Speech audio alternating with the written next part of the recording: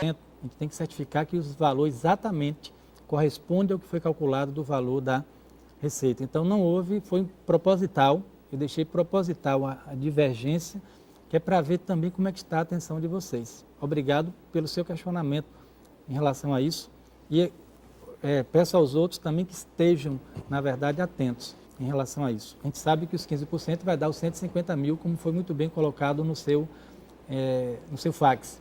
Então, quero lhe agradecer pela resposta à provocação feita no sentido de que vocês têm que estar atentos para checar essas contas. Obrigado.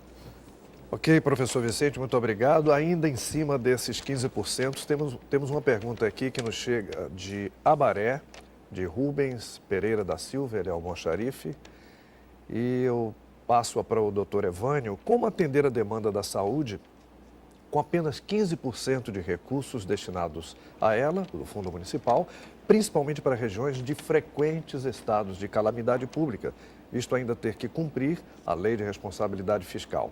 Não seria o caso de se rever um acréscimo percentual maior que 15%, visto estarmos vivendo um período voltado para a saúde e educação? E qual o destino dos 85% restantes dos recursos?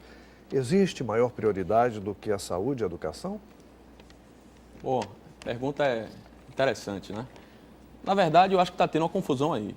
15% é o mínimo que vai se despender na área de saúde. Nada impede que o prefeito, elegendo a saúde como a maior prioridade do seu município, vá gastar até 30%, 40%, o que eu acho pouco provável que o fará, não porque ele não deseja fazer isso, mas pelas dificuldades que nós que conhecemos as receitas municipais sabemos que ele vai ter muita dificuldade de alocar tantos recursos para uma finalidade só, porque com certeza a coxa é curta e vai faltar recursos para outras ações de governo.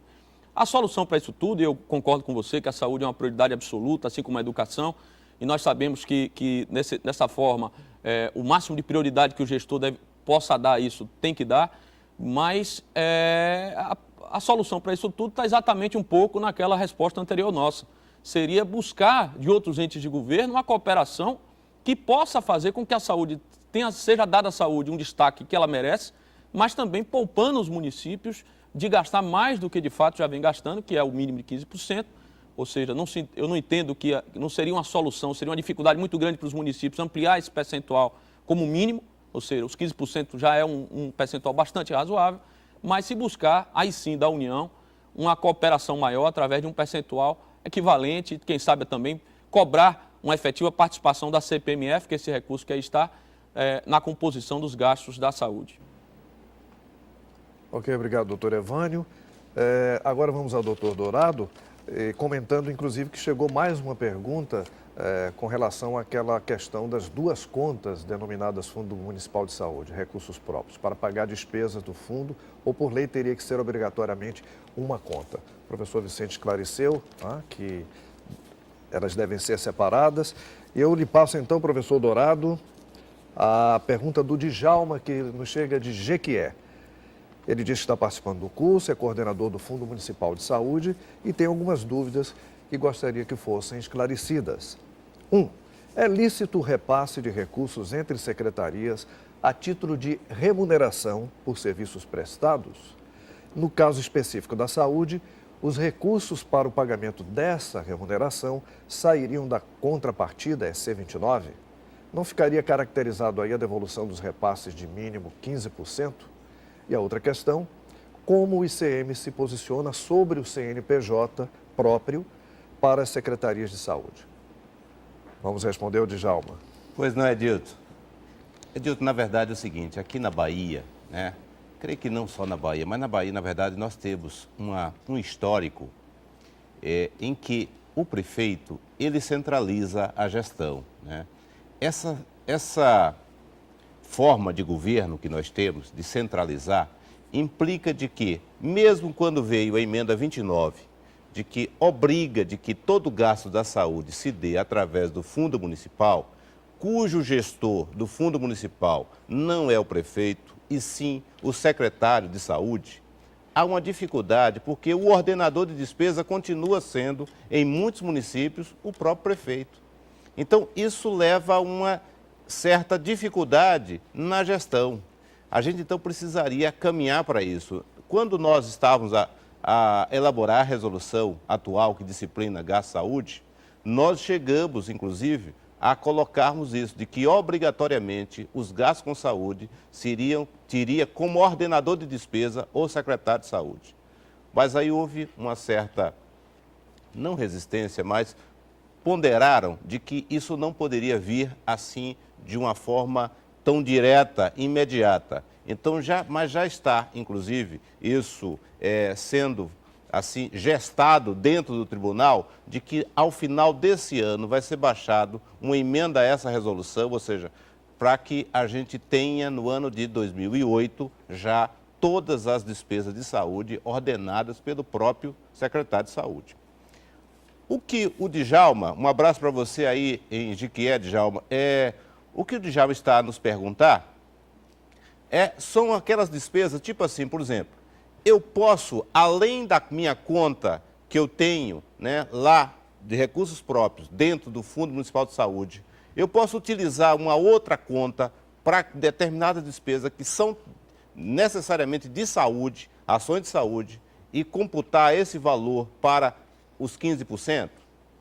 Nós teríamos aí uma dificuldade muito grande, porque o que a própria emenda constitucional trouxe é de que deva haver, né, uma centralização dos recursos.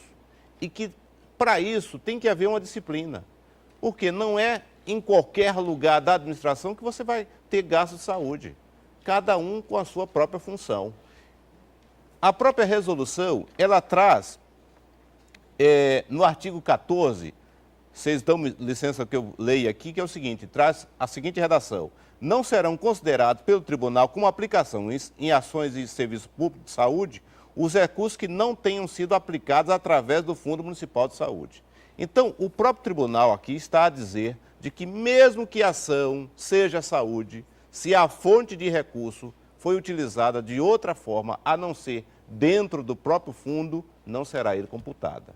Então, a gente precisa ter um cuidado com isso. Eu sei que tem uma outra pergunta aí, e eu não tenho como não antecipar agora aqui, que é o seguinte: no que diz respeito, por exemplo, às retenções do Fundo de Participação, no FPM, no que diz respeito aos encargos, né, lá da Previdência, o Ministério da Previdência vai e, de uma vez só, em todas as áreas do município, ela faz uma única retenção do recurso todo. E dali dentro está também a parte de saúde. Então, o que acontece? Como que eu vou apropriar aquela despesa para a saúde?